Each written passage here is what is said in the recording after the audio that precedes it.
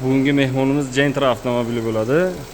Gentra avtomobiliga korobka moyini to'liq 100% apparatda alishtirib beryapmiz. Mashinamiz birinchi marta moy almashyapti mana. Probegi 22830, 23000 yurgan mashina. Korobka moy holatini ko'ramiz hozir.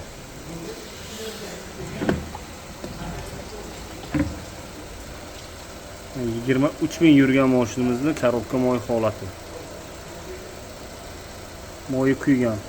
Bir xil tushunmaydigan akalarimiz moyda 50 000 yurish kerak, 40 000 yurish kerak deydi. U noto'g'ri narsa. Gentra avtomat korobkalar birinchi moyni 20 mingdan 25 minggacha alishtirishni tavsiya qilamiz. Moyda o'zi tozasi mana shu holatda bo'ladi. Kimga shunaqa xizmatlar kerak bo'lsa, bemalol bizlarga murojaat qilishingiz mumkin. Sifatli darajada Auster germanskiy texnologiya sifati yaxshi moydan solib beramiz. Yana boshqa turdagi nemetskiy moylarimiz ham bor. Bemalol bizlarga murojaat qilishingiz mumkin.